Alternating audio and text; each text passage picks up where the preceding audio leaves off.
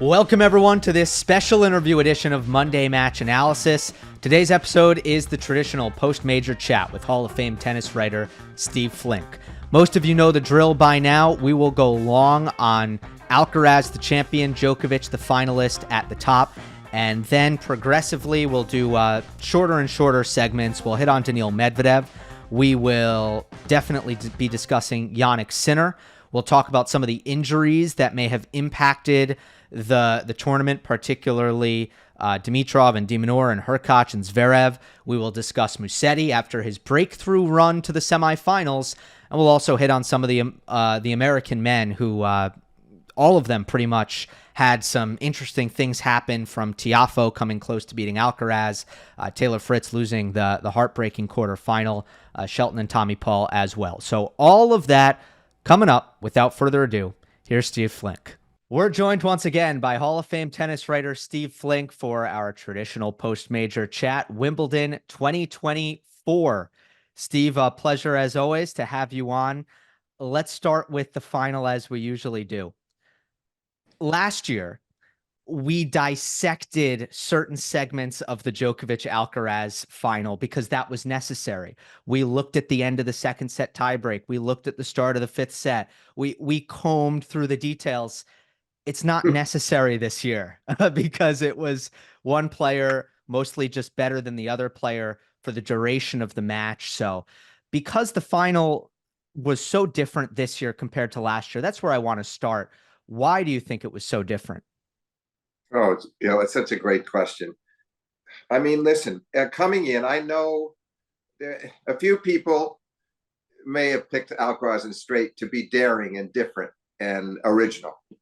But I don't think anybody thought either one was going to win in straight. And I think most of us, I don't know how you felt, I thought there was a reasonable chance we'd get another 5-setter because I thought Djokovic had played well. Granted, we hadn't seen him face top 10 players. And okay, Holger Rune was the highest ranked player that he played. He gets a default from Minaur in the quarters. You can weigh all those things. But his form had progressively improved, I thought, and he was sort of testing the knee in those first couple of rounds. He lost sets in the second and third rounds, but he buckled down, beat Rune in straight, and played well enough. I thought his assessment of the Musetti match was very good because I don't think he played great against Musetti, but he played well within himself to make sure to get it done in straight, which is what you kind of want to do coming into a final. So I thought he had things set up beautifully. Now we go to Carlos. Carlos, wasn't even in the first couple of rounds, wasn't that good. There was a 6-5 and 2. There was a 6-2 and whatever it was. It was okay. And then, then every match, he's up against Tiafoe. Tiafoe's got him 2-1, as you know, and 4-all love 30 in the fourth and into the tiebreak. And Carlos turned it there and played a good fifth. Then, Hugo Hubert almost got him into a fifth set. It was 2-love for Carlos. And then suddenly Hubert wins the third and goes up. He's got 4-3 in the fourth, love 40 on Carlos' serve to perhaps serve for the second, go 5. Carlos, once more to his credit in the clutch, comes through. And then finally, then we see Tommy Paul wins the first set and he battles back, and Medvedev wins the first set and Carlos battles back. It's not to say that he was playing badly, Gil. I think we'd agree he was playing good tennis, but it was sporadic. There were sets in every match where he was just not that impressive, or losing concentration. We've seen this with him. He gets carried away with being a shot maker instead of buckling down, making sure he gets the job done. You could cite a number of reasons, but I wasn't convinced of his form. And I would not have foreseen coming into the final a performance of that magnitude. I just didn't see that coming. I wasn't discounting his chances to win, but not in that fashion. So then we go to Novak, Gil. Okay. The 14-minute first game of the match was very important, I thought. Novak had 3 game points. There were 7 deuces. He fought up a bunch of break points. It was probably a little deflating to lose that after that much hard work. And obviously it got him off on the wrong track. And then Carlos, from that point on, obviously served incredibly well through the rest of that set, through the rest of the match, really, until he served for the match. So, I keep wondering how different it could have been, not in terms of the outcome of the match necessarily, but in terms of the closeness of the contest, if Djokovic would have held on. Then obviously Carlos blitzes through that set, and we see the same thing happen from the same end of the court, the royal box end, Novak loses serve in the opening game of the second set. That's when I felt he's in real trouble, because that was where he had to make amends for the first and keep holding and give himself a chance to get his teeth into this match. And it didn't happen, and he got broken again later in the set on a double fault. I felt like Carlos had this great self-belief that was reinforced by him feeling like this was not the very best Novak on the other side of the net. And it freed Carlos up to try and do everything. And it was a virtuoso stuff from him, I thought. Carlos was really so aggressive and so versatile and so quick off the mark. And Novak commented afterwards about how Carlos was, a half step ahead of him the whole match. He was really very complimentary to the level of Alcaraz, and I agree. But in turn, I think Djokovic was definitely subpar. We've seen this in a lot of great matches, Connors McEnroe in '84, where one great player beats the other badly, and it's a combination. Courier Edberg at the U.S. Open finals in '91, where you're expecting something much closer, and one of them gets into the zone, and the other's just a little bit off, and that's all it takes. So that's basically how I assess it. Was it his knee? I don't know. I didn't think he was hurting, Gill. I don't know how you felt. And I didn't think he was even that slow. One of my friends thought he looked old. I wouldn't quite go that far. I would say that he wasn't necessary. I think it was exacerbated or magnified, Gill, by the fact that Carlos is the fastest man in the sport. And there's nobody can move like him. He made Medvedev look slow as well. So if you're not moving with your usual alacrity, he's going to expose it to the hilt. So I did feel that was the case, that maybe Novak wasn't feeling 100%, but it was going to require 100% or maybe 101 for him to beat Carlos on this day. How did you feel? Well, as far as the knee goes, I agree that he wasn't hurting, and I think he was free to move without fear, without pain. I do think that he was a little slow, and I think probably the worst result of that loss of speed and explosion into the corners ended up being the tactics that he felt he needed to play. I think if Novak trusted his legs and trusted his speed and his defense, even though Alcaraz is so phenomenal offensively with both the power and the touch and the creativity and all of that, I still think Djokovic, in his the normal Djokovic that we've come to know over the last decade plus, would have at some point said, I'm not going to go to the net. I'm not going to try to hit big ground strokes down the line really early in the rallies. I am going to hit deep cross court and see if you can beat me, and keep the ball deep and just kind of go into lockdown mode. We never saw Djokovic even come anywhere near attempting that. And to me, that was a signal that he didn't trust his legs or his movement to hold up against Alcaraz's aggression. Good point. Very good point. And because he went in the opposite direction, he actually came in too much. And this is where it's a combination where I give Alcaraz credit and Novak just didn't volley well. It was not a good day on the volley. He got himself pretty in tight a lot. He was pretty at close range a lot where he should have made volleys. Carlos did play some of those teasing passing shots, chips, and no pace passing shots that are not easy for a guy that's not believing in himself at the net on that particular day. So that was part of it. But the other part was that Novak just didn't execute well up there. He still should have been able to make more of those volleys. So I think he maybe served and volleyed a little too much and came in a little too much instead of going in the direction you're suggesting, the lockdown mode or something where because as we know, Carlos, he loves being a showboat, and I don't mean that in a negative way. He loves showing off his talent, and he loves being a shot maker. And there are times when he just chooses the wrong shot. You got to make him play. You got to make him hit. I think the other guys who took all those sets all managed to do that in different ways. Novak did not. But I think your point is well taken. Maybe he didn't fully trust the knee and he wasn't as great coming out of the corners as he needed to be. And Carlos sensed that too. He sensed it. Yeah. No, I agree with the whole shot making part. I'm not going to say you shouldn't come to the net when you're playing Alcaraz. Of course, you have to sometimes come forward at opportune moments. But if you're going to force it, I think Alcaraz relishes the opportunity to hit a passing shot, to run down your next volley, to come up with a lob. To like, I think this is the part of the game where Alcaraz can let his instincts take over and his skills actually really come to the forefront and shine at its brightest when you're trying to force the issue against him and giving him a target and an opportunity to pass you. So I think maybe a more boring style can actually be a little helpful against Alcaraz. I think that's what Zverev did at the Australian Open. I think it's what Medvedev did a little bit at the US Open in Alcaraz's last two defeats at majors. Yeah, but you know what, Gil? Just a quick point, playing off what you said. I feel like Novak the last few years, he's in the great year of 23 especially, he was inclined not to want to. The lockdown mode was reserved largely for tie breaks and certain key games maybe, but for the most part, he wanted to be more explosive off the forehand and he wanted to end points a little more quickly. And he succeeded with it. But obviously on this occasion, that was not the right recipe and it was not going to work. And it was surprising that he didn't put that together in his mind. Now, I would say this. I felt like he really had things going rather nicely in the middle of the third set. And when he gave himself a breakpoint opportunity that would have put him up 4-2, he actually could have been up a break there. Carlos came up with a terrific serve down the tee, perfect serve down the tee that Novak couldn't return. And then, it was only a few minutes later, he's losing his serve at 4-all, but I thought he had more life in the third. And yes, he was lucky to break back for 5-all when Carlos had triple match point, 5-4, 40 love. But once again, we saw it in the tie. It was all fleeting. It was the moment of sort of getting the crowd involved a bit in the middle of the set when it looked like he could go up the break, to kind of a certain resignation at 4-all when he lost his serve, because he came around after the changeover. I don't know if you noticed. I'm sure you did.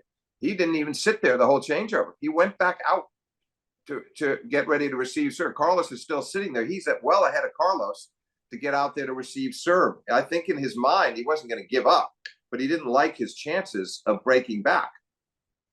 I agree. I wasn't sensing a lot of belief in his body language by any means. Tiebreak. And then Gill, the tiebreak was disappointing from his end because he made a couple of crucial errors, including one at 3-0 forehand down the line miss that it shouldn't have happened. And so he just, even then he didn't believe. I would have thought he was so happy to be in a tiebreak, given that Carlos should have closed out the match on serve at 5-4, that it would have been a bit more spark and set, and that sort of Novak, you're not getting a thing out of me, self-belief, that philosophy. Sort of, there would have been, we would have seen the body language. We would have seen him really imposing himself in different ways, and it didn't happen. And even the last return, that wasn't that great a serve, the back end return that he missed on the last match point. So I felt like, yes, Carlos had hit a great drop shot on the previous point, but yeah, there was no belief.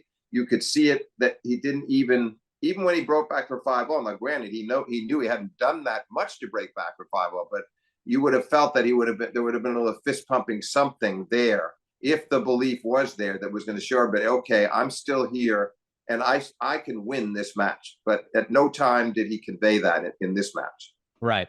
And that's a great point, Steve, about the lockdown mode and how that has increasingly been a very small part of Djokovic's game, where it used to be a much larger part. I think, first of all, the offensive display that he put on in the matches leading up to the final were amazing. I don't think he had to play much defense at all. I think he was absolutely lethal as an attacking player.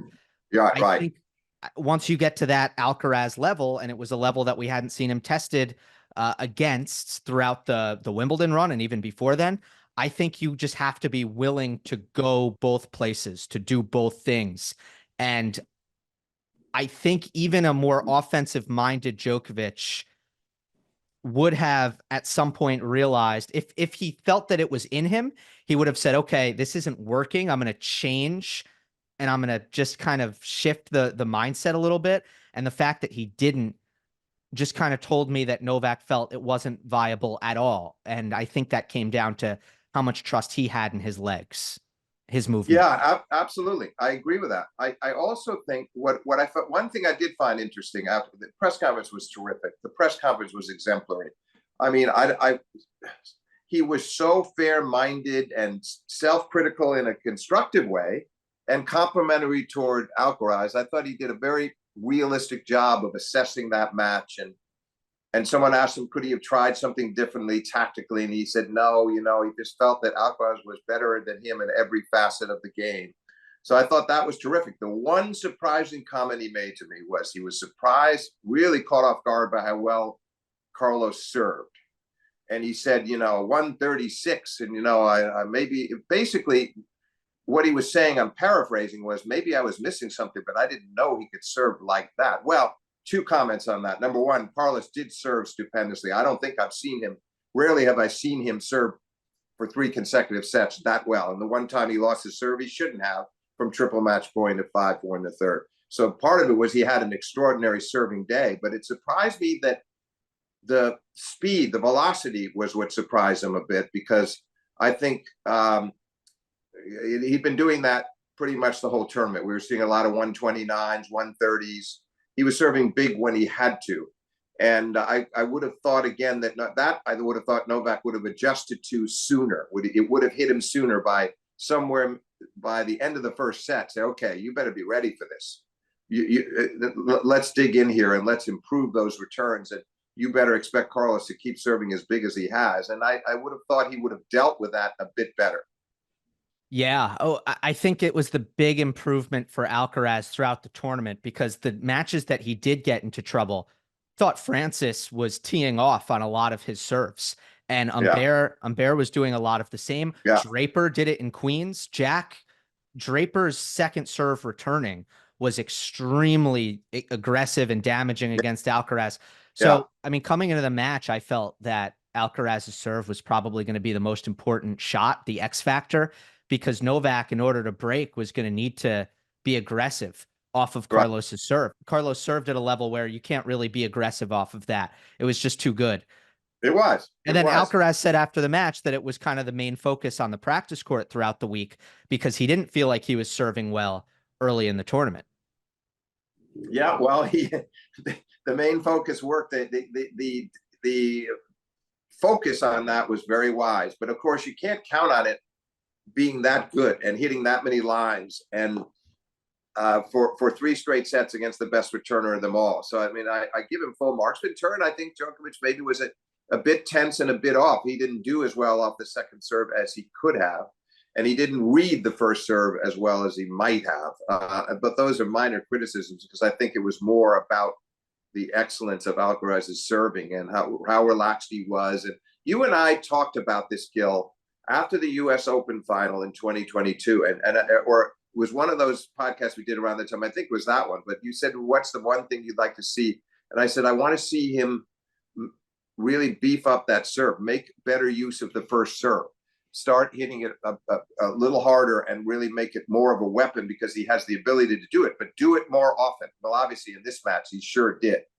And but there have been many times since then where I felt like he wasn't taking full advantage of the serve. What's impressive about this, with or without Novak not being 100% level himself, is that if you look at Carlos's other Grand Slam finals, all of which we've talked about, the Casper Ruud hard-fought 4-setter at the 22 U.S. Open. Then, of course, he wins Wimbledon last year, and it's 5 over Djokovic. And as you said, they go back to a couple of key points, like set point in the tiebreak for Djokovic to go up 2-0 where he misses an easy backhand, and then the swing volley he missed that would have given him 2-love in the fifth. It really was that close, where those 2 points swung the whole match. And then you go to the 5-setter against Zverev this year at the French. So you had a 4-setter, a 5-setter, a 5-setter. And they'd all been real struggles. They'd all hung in the balance in a way. And Carlos used his great instincts and great inner belief to get him through those matches, but they were close. And it's odd that the breakthrough straight set win would be over Novak, who seemed to be in good, decent form coming in. All credit to Carlos, because he rose to the occasion. Yeah, I hadn't thought of that or looked at it that way, but yeah, it is a breakthrough for Alcaraz in the sense that it was more of a more of a dominant statement win than what we've seen in major finals. Of course, he's 4-0 in major finals. Right. Impressive in itself. Only one Yeah. loss if you throw in the Masters 1000s. Only one loss in a big final, which was Djokovic in Cincinnati. Right. Right. Which brings me to my last question about Alcaraz, and then we'll move on to other stuff. Where have you seen the growth most vividly since the post Wimbledon stretch, where we saw Alcaraz go the last quarter of last year without a title? We Yeah. saw him kind of stumble against Zverev at the Australian Open. Then Indian Wells, which has been in fantastic conditions for him, where he's played really well. He won that. Then there were some injury issues, and then at Roland Garros he had the breakthrough, and now even more so. He becomes the youngest ever to win the Channel Double. Where have you seen the growth most since last year's Wimbledon title? Do you mean in what part of his game? And what I'm not sure what you mean. Yeah. So I mean, it doesn't need to be a shot or a technical thing. It could be, Oh, but just how has he kind of worked through? What's the biggest difference between the struggling Alcaraz of the post Wimbledon stretch last year and the Alcaraz we just saw in the last month win the Channel Double? yeah. I mean, I guess it comes down that there's just been a certain mental toughness. He came out of that. If you look at the French, because Indian Wells, okay, I saw that as more isolated because it could have set him off on a winning pattern, but as you just said, then the injuries came in. He had a really abbreviated clay court campaign, and he still win, and he had the arm injury, and then he wins Roland Garros. But I feel like there's a certain composure, calmness, resolute side. To me, it's more mental than anything else. Where you can sort of you could tell during that phase that you just talked about, where post Wimbledon last year, when he didn't win any more tournaments, there were times when he seemed so frazzled, and there was too much conversation with Ferrero, I thought, and I, as tough as he was as a fighter, there was a vulnerability to him as a competitor that was very evident to all of us who watch him play frequently. But in this phase here, I mean, again, the way that I'd be somewhat critical of Sinner in that semifinal of the French. He played a role in it because he was up a set and 2-love, and it let Carlos in a bit there. But still, Carlos comes back from 2-1, and you look like he never had a doubt in his mind the last 2 sets that he was going to win, even when they were on serve all the way to 5-4 in the fourth, and Sinner finally lost his serve. And we saw it at Wimbledon time and again too. The one exception to this rule of that sort of improved mental state was, I thought there were times that he looked very negative in that Tiafoe match that you talked about, until he won the 4-set tiebreak. And then the essential Alcaraz was back, and he was believing again. So I believe it's that, because there've been bad patches in some of these matches. There was not in the Djokovic match, but we've seen it so many times. But somehow he keeps telling you that he's going to win. He tells it to you with his expressions. He tells it to you with his composure. And that's the sense I get. Do you see it that way, or did you see something in his game? Resilience and less panic. I would agree. Here's how I think that has also translated into his game, though. I see him as more tactical recently, especially in these big matches. We highlighted the way he was returning serve against Zverev, throwing the ball up high in the air, taking all the pace out of it. That was amazing. Yeah. That was a great return strategy. In this match, I thought the chip returns on the forehand, just blocking it back, deep, not a lot of pace. Thought it was a fantastic approach on the return. And I don't know if the Alcaraz of old was as willing to use the kind of auxiliary skills and the variety in his game in such a diligent, measured, and tactical way. Yes, we saw a lot of different shots. We saw net play, we saw drop shots, this and that, but it was all in the same vein of attacking and looking to kind of finish in spectacular fashion. I think recently we've seen him kind of go to work on some of the tactical stuff with a little bit more, it's more thoughtful. I think he has the presence of mind to play the right shots and kind of set up his game in a way that's helped him. Don't you think it's also more sustained? Because when you said that about the chip returns, it made me think of last year's final, where in the first set against Djokovic, when Novak won that first set 6-1, Carlos was going for taking huge cuts at his forehand returns and spraying a lot of them long. And then after he came back, particularly after he won the second set through the third, I noticed then what you're referring to now, a lot of block returns, and it frustrated Novak during that third set. So but it really wasn't something that he seemed to stick with during this period this year, and he stays with it. The tactical acuity doesn't waver. There's no wavering. He sustains it. He sticks with it. He believes in it, and he's able to show off every facet of his game. It was very impressive. Now, again, much more so to me in the final than in any other stage of this Wimbledon. But that's the mark of a great player. That's what I always loved about Pete Sampras. People, the likes of Brad Gilbert used to get frustrated. He coached Agassi, and he'd see Pete struggling with these other guys in the 16s, quarters, and semis, and thinking, okay, we got him this time, or thinking he had a good chance. And then Pete would produce his most sublime performance in the final when it mattered the most. And that happened so many times. And that's really what what I'm fascinated to see is that something that is Carlos able to replicate that in the years ahead? Is that become a pattern where he's able to just save his best for last and play well enough in the other rounds? And if he can beat guys in straight, do it, but able to keep peaking on the big occasions. That will be interesting to me. Yeah. And you mentioned the calmness, and you mentioned the straight set aspect of this final. I just thought of the Cincinnati match that they played. People forget Djokovic was struggling physically in the first set into the start of the second set. Alcaraz was up a set and a break, and he played a horrendous 3-game stretch to let Djokovic back in. Those lapses in focus, those momentary patches of poor play. It's not as if we never see it anymore, because we did see it on the run. But in the final, that was a huge part of what made this performance so impressive. Was there was never that patchy stretch for Alcaraz at any point. No. And that's what stunned me the most, because the patches were there all through the tournaments. I couldn't imagine that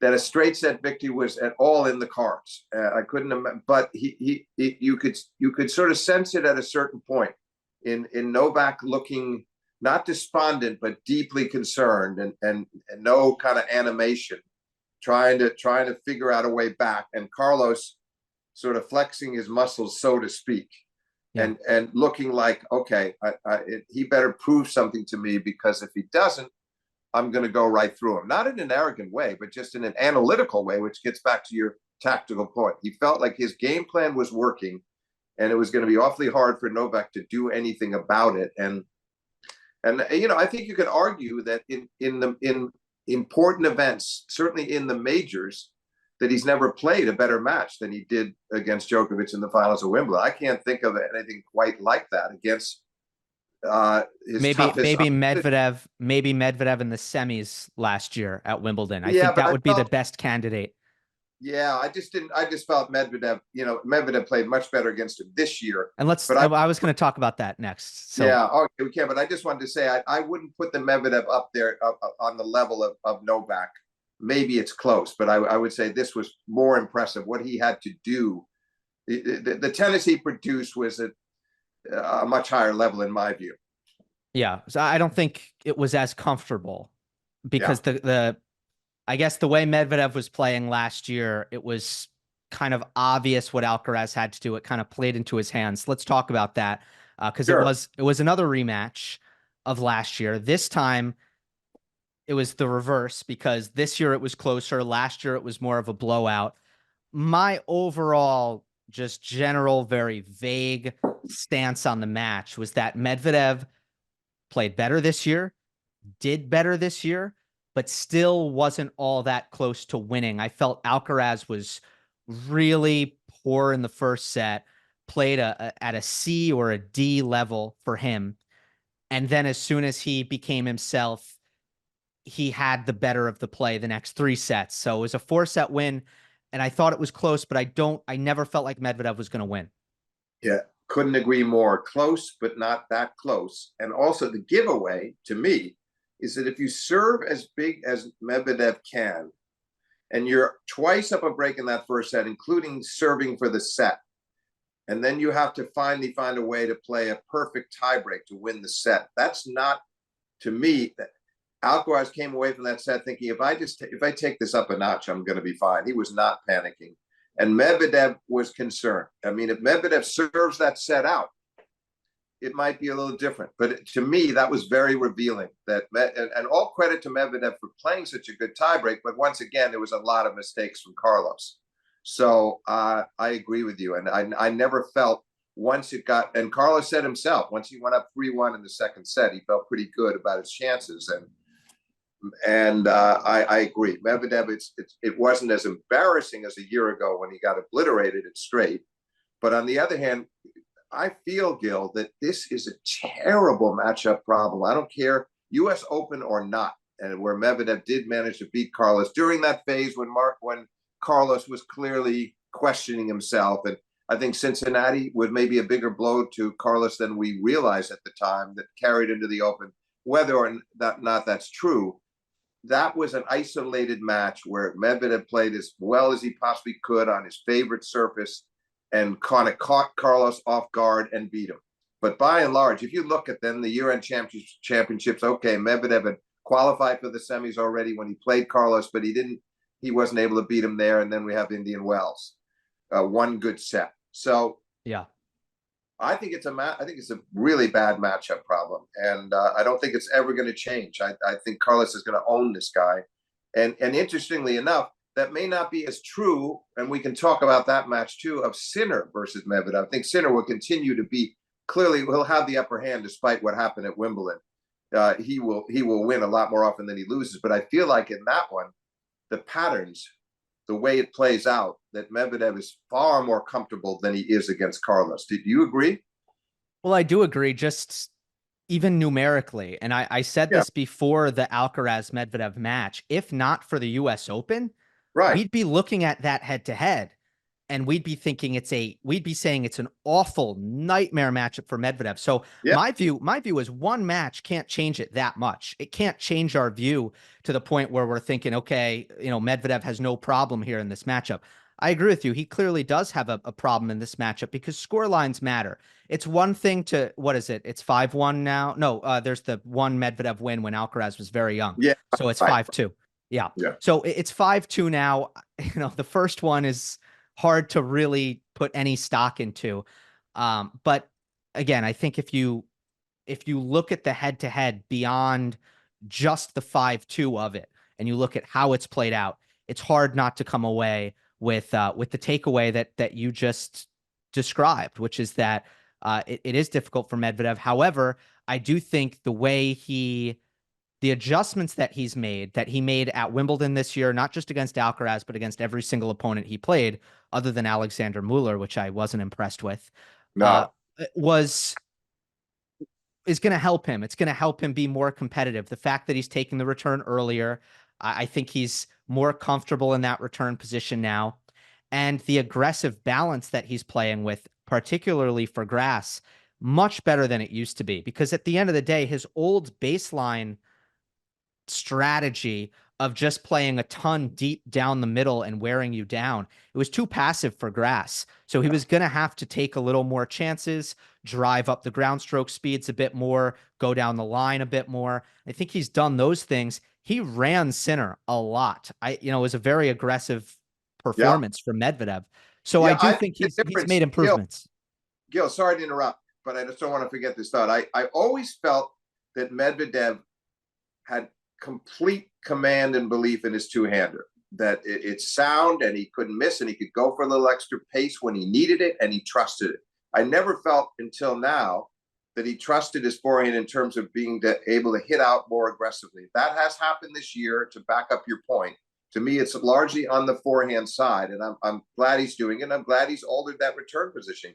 Still, the fact remains, Rome last year is his last title. The best guys are beating him on the biggest occasions. And he really needs something of a lift soon, to me. In other words, if he doesn't come through with something this summer, and it's a crowded summer and the Olympics is on the calendar, and pretty soon the Open will be here before we know it. And if Medvedev's not able to get some kind of a prize through this period, I'm concerned about him. I mean, granted, it's not that he can't stay. He'll win a lot of matches and go deep in these tournaments and stay around 5 in the world. But this is a guy, who won a Grand Slam tournament 3 years ago against Novak. He finally got on the board, and it's been a tough time since. So I am concerned because the issue for him goes beyond Carlos. It's particularly glaring when he plays Carlos. But let's talk a little bit. Can we talk a bit about the Sinner match? Let me tie one bow with Medvedev, because I think there's something he clearly needs to do better. I think he needs to serve better, because the improvements we're discussing when it comes to the forehand, I totally agree with you. That's great in the rally. But what I saw in 2021, that because of the shoulder issue, I mean, what's really dropped off is he used to have a big, imposing first serve that was going to give him cheap points every service game. And that isn't happening anymore. And the second serve was always kind of vulnerable. So it's not just the first serve, but the second serve, it hasn't gotten any better. It's still a weak spot in his game. When I watched the Alcaraz Medvedev match, I thought the serve dynamics were pretty bad for Medvedev, where maybe first serve it was even, and then second serve it was tilted heavily towards Alcaraz. He was getting the better of those serve return dynamics off of the second. Yeah, I agree with you. But the question is, and we talked about this in one of our last discussions about Medvedev and the shoulder and the serve, is will he ever? Yeah. I hope, or is it going to require, will he ever get that potency back? And then the second question is, will it require some type of surgery or something that allows him, because it's still very good. And you'll see him go in that range of 121 to 124 and sometimes up as 127. But you're right, it's not as consistently devastating and earning him the free points, and he desperately needs it. Desperately. And he's so aware that he's not getting those points. And I think that's frustrating for him too. But I'm just wondering what it's going to take for him to get that recipe back so that he can get through some service games quickly with, aces and service winners, the way he was when he won the 21 Open. Yeah, completely agree. So let's go to the Sinner match. I mean, how much of that was physical, that result? Because I thought there were points in the match, obviously, where Jannik didn't feel well. I think Medvedev played perfect in terms of his approach to the match. But I also think while Medvedev played perfect, Sinner's legs were, between 60 and 80%. I thought in the fifth set, they looked a little wobbly, a little shaky. And ultimately, Medvedev was going to be too good for Sinner to beat him without full capacity in his legs. Yeah, I agree. And look, Sinner, he took the time out, got the medical team, and he made it clear in the press conference. I guess there was some thought of stopping, but he just didn't want to do that in a match of this importance. We'll never know how much the dizziness played in, but there's still no denying how well. I mean, Medvedev should have won the first set. I mean, it was up for grabs, but Sinner serves that double fault to give Medvedev a set point, and he's not able to take advantage of it his own serve. I think he said himself he could have won it, and those of us sitting there in that press section felt he should have too. Then, of course, he comes through pretty nicely in the second set. Third set was the most interesting, I thought, in that match, though, because Medvedev still seemed to have him under control, and he serves for it. I didn't think he played a good game when he served for the third set, and then he had to escape a couple of set points when serving to stay in the set, and finally wins it in the breaker, only to kind of go away again in the fourth. I had the feeling Sinner, physically, mentally, whatever it was, the fourth set was when he felt his best. He blitzed through that fourth set, and I was wondering whether it might continue, but of course Medvedev got the early break in the fifth and finished him off confidently. But yes, that was a good enough performance that Medvedev can feel pretty good about his chances going forward against Sinner to be able to beat him some more or to hold his own. I don't know whether he necessarily will, but he's going to win some of those matches against Sinner in a way that he's not against Carlos. And so that was, to me, it was an important win because he wavered. I thought he wavered in the first set tiebreaker. I thought he played a pretty poor fourth while Sinner was excellent, and then finally finished him off in five. But he needed that win very badly. A win against a top player is, particularly in this case, the number one player in the world. And I was impressed with him for the same reasons you were, because he did his job well enough that you feel like even a healthy Sinner would still have struggled. Would it have changed the outcome? We'll never know, but it was not going to be an easy match that day on the center court in any case.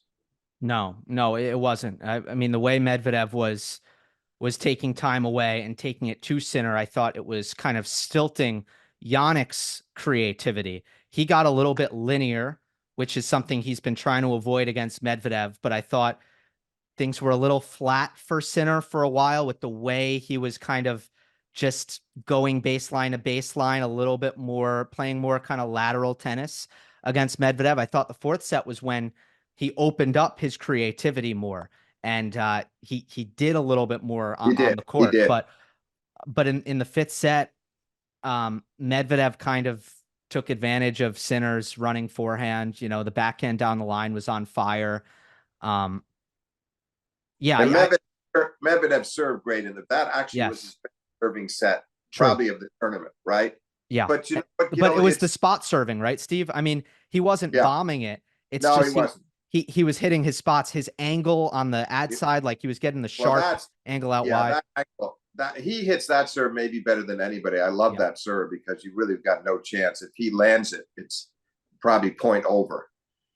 But I feel like that was the most interesting match, frankly, of the entire tournament. We didn't get many, you know, obviously Tiafoe and Carlos we already talked about, but we didn't get that many epics. But I thought this was the most absorbing contest that I saw all tournament long. Yeah, it's a good call. I think that and the Tiafoe match against Alcaraz are contenders on the men's side. Big takeaway from a disappointing channel double for Sinner, and I mean the standards are incredibly high. So I think, you know, Jannik having been the best player in the world up until the start of Roland Garros, and yes, there were health concerns. I think if you said, okay, Sinner isn't going to win either, and he isn't going to be in the final of either, I think that is enough to call it disappointing in terms of it not being what Jannik hoped it would be. Absolutely. And I feel like all of us, and I'm sure he was disappointed too, having lost to Carlos in Indian Wells in the finals and again in the semis of the French after winning easy first sets and Carlos coming back to beat him. I think he really wanted a crack at him on the center court. I think he really wanted to play him there. Not that he was cocky, but I think he really wanted to make amends and say, look, I'm the best and I'm going to show you why. And that was, to me, that was only taking nothing away from Medvedev, because you and I share the view that Medvedev earned that win and was highly impressive.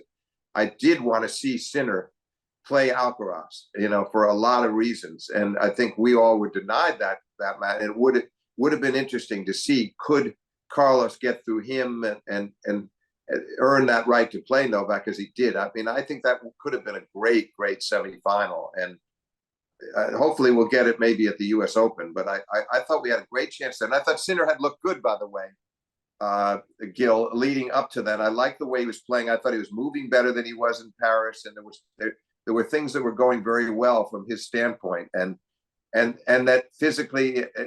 That he was feeling better in every way. That physically he was better and he had more confidence. And then ironically, he gets hit by this dizziness, whatever was going on. And you could see how despondent he was in his press conference.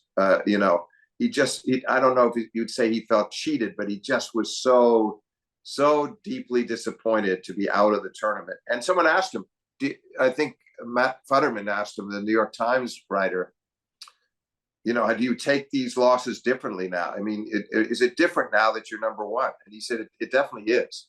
Mm-hmm. You know, in the past, I think he could let losses like that roll off him more easily. And now I agree with you. I think, you know, the combination of not being able to beat Carlos in Paris, where he might well have gone on to beat Zverev and win the tournament, and then not being able to get to Carlos here and play him in the semis, I think it left him, you know, I don't want to say dismayed, but I think he really wants to get that momentum back. He worked so hard last fall, the improvements he made all through the autumn, and those wins over Novak, the 2 wins that, you know, that's 11-day spree where he beats him 2 out of 3 times, and how well he played to help Italy win the Davis Cup. It set the stage for the Australian Open. And I think if you asked him after the Australian Open, do you think you're going to win one of the next 2 majors? we're not asking you to win both, but will you win one? He would have said yes. I really think he would have said yes, that he was going to get one of those two. I agree. And in terms of diagnosing, well, what went wrong here and where Sinner is at currently, I see a pattern right now in terms of some physical frailty. US Open last year against Zverev, it was a tough one. It was a really physical Right, one. So right. I'm not too worried about that, but it was still, he's in a fifth set in a physical war, and his opponent is stronger than him physically at that point. You look at the Alcaraz match at Indian Wells. I think we've discussed this and we both agree that the movement come the third set, especially, wasn't really there. No. Alcaraz at Roland Garros didn't love the movement, No. losing another fifth set. And then here it's an illness. He said he came into the match with something. What I always say here, it's a tough spot because you want to say, part of you wants to say, oh, okay, he had an illness, whatever. It doesn't mean anything. It's just bad luck. The other part of you has to recognize that there's a pattern, that it's repeating itself, and you have to take that seriously. So right now, I think the main priority for Sinner and the main thing that he needs to get better with is just trying to be 100% physically on a more regular basis and beefing up the endurance. 100% agree. Now, I will say this. Maybe Carlos, he's made of tougher stock in some ways. Carlos, though, has been way too injury prone for my liking. I mean, I worry about that with him too, in a different way from Jannik. But if you go back all the way to the 21 Open when he knocks off Tsitsipas and kind of announced himself in many ways, with that victory, and then he ends up having to retire against Felix. And you take it from that point forward. I don't want to go through the litany of injuries. Been far too many. And that worries me about him too. That's going to be, to me, the big question with both of them. Can they stay consistently healthy, physically, mentally? But I do feel like, I don't want to be unfair to Jannik, but there's something about Carlos's, you used the word resilience earlier. That's the right word.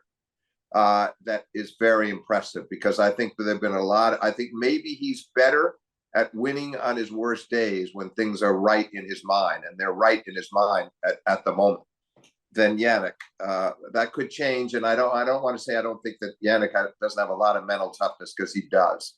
But Carlos maybe plays his way through those difficult times a bit better. And the U.S. Open is going to be fascinating, Gill, for those reasons, to see this, Novak trying to see if he can get a major this year. Jannik trying to reemerge in a sense and kind of reaffirm, I should say, that he's the best player in the world. And then Carlos, obviously, if he won the Open, I don't care what happens with the rankings at the end of the year, he is the best if he does that. So it's going to be interesting. But I guess what I'm saying is I have concerns about both Carlos and Jannik regarding injuries and those types of struggles.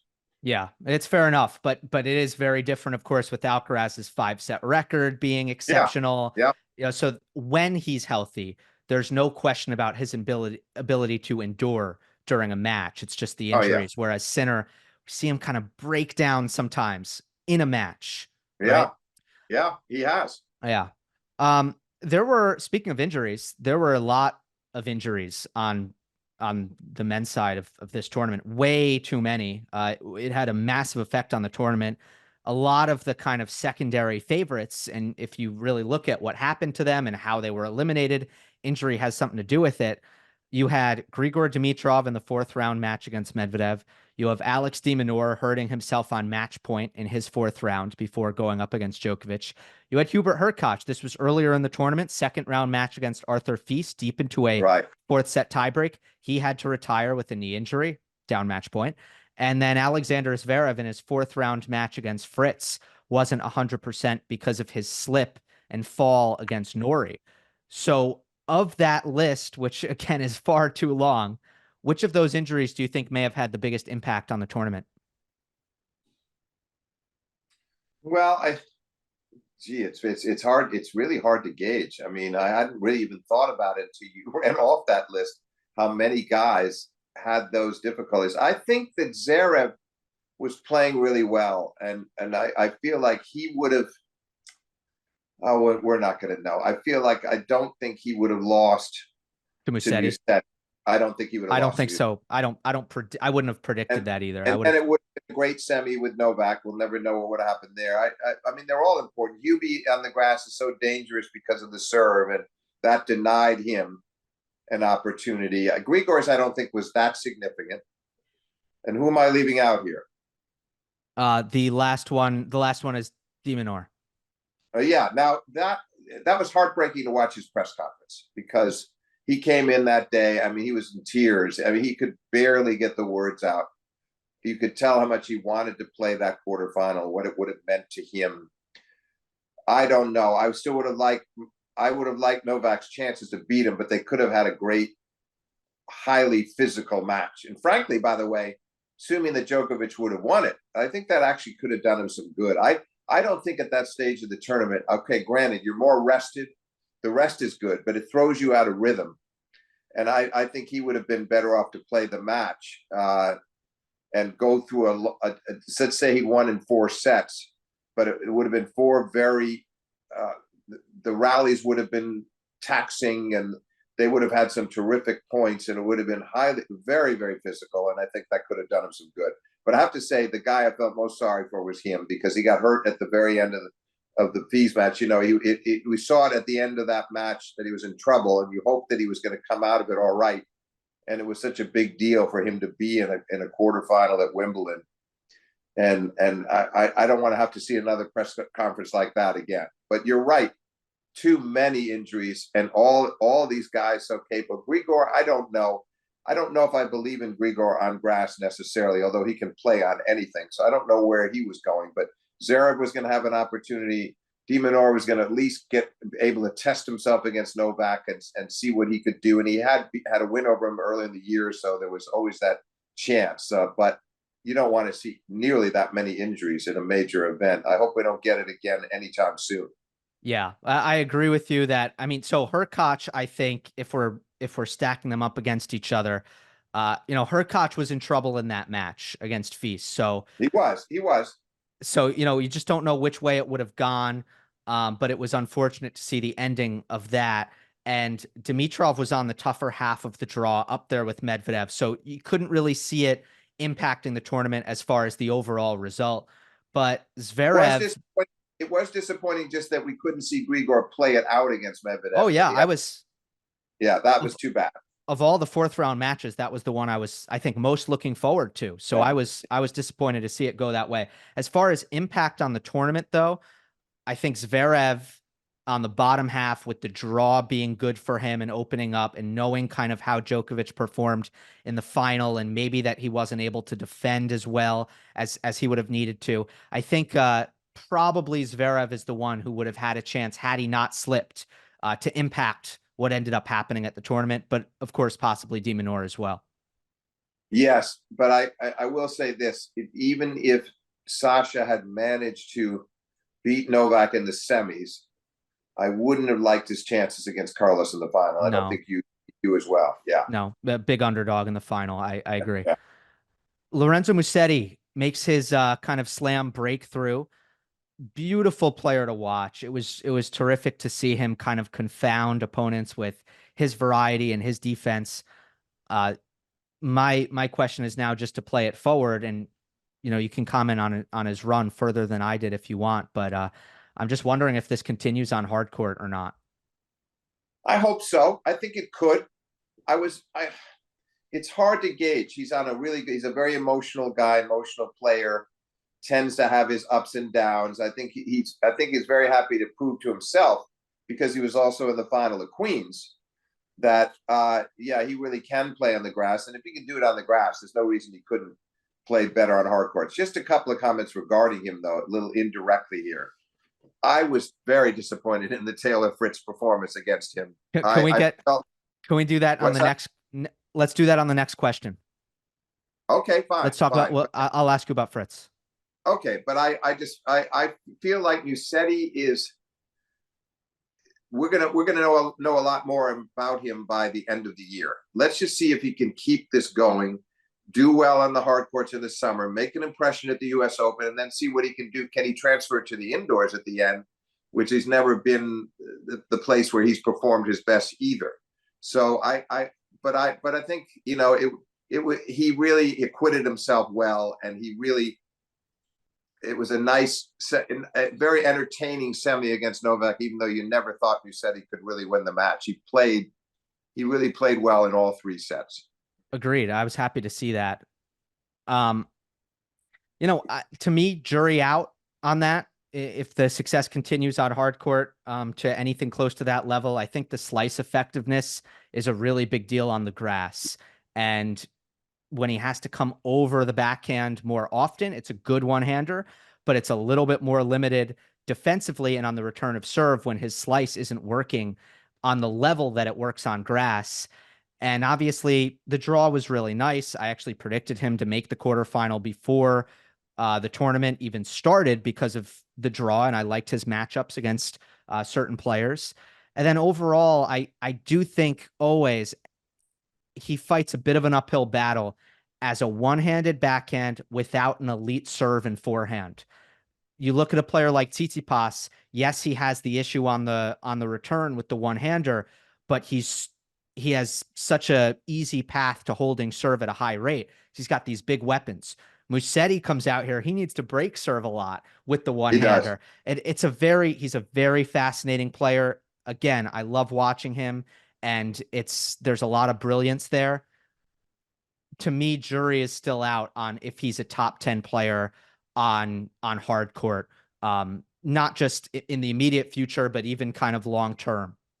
Yeah, I agree with that. But at least, you know, I think his outlook has changed. I will say this: your analysis of his backhand is excellent, but I do feel like what impressed me in that Djokovic match was there are stages where he just will not miss on the slice backhand. He simply won't miss, and it's got to be exasperating if you're Djokovic or anybody else is trying to take control of the rally, and it's always coming back deep and low, and he's got great control of that shot, and he seems to have a good instincts for when to go for the topspin backhand as well. And his forehand was better than usual against Djokovic, I thought, and he surprised him a few times off the forehand, the down the line. So I'm cautiously optimistic. Let's put it that way. Cautiously optimistic that we see him at least make a move toward that top 10, and then we'll find out if he's worthy of it. Yeah, that would be nice. So let's end on this. It was a very interesting tournament for the American men. We can talk about Fritz losing that quarterfinal, now 0-4 in quarterfinals at majors, but this was a really big opportunity. We've discussed Tiafoe being the closest out of anyone to beating Alcaraz. You have Tommy Paul, who won Queens and then was up a set in a break against Alcaraz. Then you have Ben Shelton, who won 3 5-setters and then got handled by Sinner quite easily. But we also, you know, we saw the signature Shelton clutchness rise to the occasion at majors in a way. So I could kind of want to use what we saw at Wimbledon to kind of drive forward the outlook for American men going into the hard court summer. But let's hit on the Fritz quarterfinal. Do you feel like the pressure got to him? I think it did. I'm glad you started with that, because there was a certain frantic quality to him at times in that match, in the time he was looking up at his camp, and we noticed at one point, by the way, that his father seemed to walk out. I don't know what the story was there, but for a while we didn't notice his father sitting down the end of that row with his entourage. He going in, he seemed very encouraged and very optimistic. He wasn't taking it for granted, but he seemed to like his chances. And he goes out there and plays a pretty solid first set and gets an immediate break in the second. But then, you know, there were stages there in the second and fifth sets, especially where he couldn't hold serve. And you know, you're playing on grass. You're an attack. You've got a lot of ammunition in your game. His forehand also went completely astray. I've never seen him miss as flagrantly off the forehand as he did that day. And you said he mixed things up in terms of trajectory of his shots and played smart tennis. But I thought this was largely, and I thought when Taylor came back to win the fourth, I thought, okay, I should say it was really the second and fifth I found most disappointing. But I thought surely at the start of the fifth, it was going to at least be tight, and it wasn't close at all. So I just feel like, yes, it did get to him. I mean, obviously he lost in the open quarters to Novak and again in Australia. That's Djokovic, perfectly understandable. But here was an opportunity to play somebody else, to play Novak in the semis, which, and he didn't give himself that chance. Yeah, I think we keep expecting too much of him. He's a thorough professional. He can stay in this range of somewhere between 10 and 15 in the world for a long time and win 250s and maybe and he obviously had that great moment against Nadal to win Indian Wells. So he's got a 1,000, but I don't think that's happening again. So he's going to go, let's put it this way, he can go deep into some of the 1,000s. He could get to slam quarters. He can win 250s. He can keep earning a great living. But I just don't know whether he can take that next step. And a lot of people have been believing that he could, but I have more belief in Tommy Paul and a lot more belief in Ben Shelton. Me as well. I think we've kind of seen where Fritz's ceiling is as a player. It's as you expressed, it's a ceiling that earns you a terrific living and a terrific career. But I don't see any sort of crazy breakthrough for Fritz in the future either. I do think it was a tough spot mentally for him because you knew all the pressure was going to be on him. So I was suspicious coming into the match that he wasn't going to be able to handle that. I also think there's a skill thing against Musetti, who's such a brilliant defender. You got to be able to volley well so that you can finish points. You're worried. So right. I was worried from the start that Fritz tactically wasn't going to really have the skills to take advantage of the unique things that Musetti does. His vulnerability at the net was thoroughly exposed. He's never been, and obviously there are a lot of times he just hesitates about coming forward. He backs off. And he really needed to do that in this match. But I just was shocked at how badly he missed some of those forehands. Not even close. These were really glaring unforced errors. And Musetti really zeroed in on that side and played intelligently. But I've never seen Taylor's forehand let him down worse than it did that day. And then the other problem is what you said is, you got to have a commitment to get up at that net, and you got to be a better volleyer than he is. Now, I also would say this. I didn't like the way Tommy Paul played those last two sets against Alcaraz in the sense that he pressed a lot. He was determined to get in and come forward a lot, but he missed a lot of approaches too because he went too close to the line with the approaches. And I thought Tommy pressed a lot, and that hurt him because for two sets he played great against Carlos, and then the last two I just didn't feel like he was in it. Yeah, I saw it the same way, right? He tried to play a 12 out of 10, and then he ended up missing.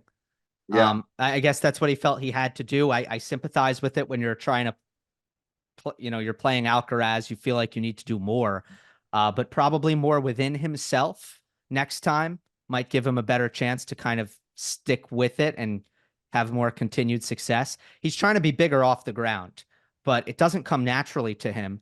And I think that's where his biggest challenge lies in terms of him trying to take the next step. Is he's not someone who you really damage doesn't come easy to him from the back of the court.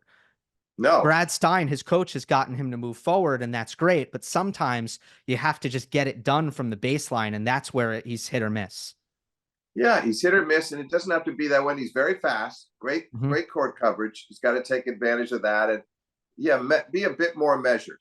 But do you notice the number? I noticed on a number of occasions after he'd missed an approach against Carlos, he kind of jump up in the air in frustration. It's like, to me, that was a giveaway sign that he was tense. It was wound up, and that he wasn't really believing, even though he felt his game plan was right. The belief just wasn't fully there. And you're right. You can't be over impressed. You got to accept that Carlos is quick, but just make the good sound approach. Give yourself a chance to get your hands on a volley. And too often he did not in that match. So I guess we can throw in Korda here, but last question. So Tiafoe, Fritz, Paul, Shelton, who has the best North American hardcourt summer?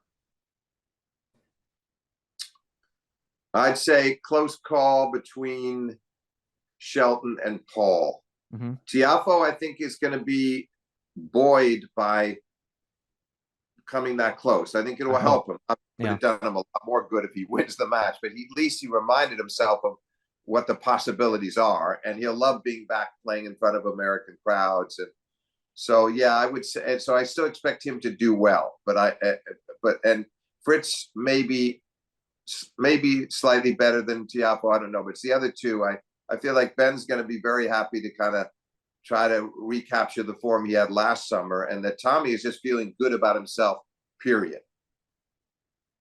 Yes, I would go with Tommy. I think he's had a really, really consistent year. And it's been ever since Australia. Australia wasn't great. Yeah.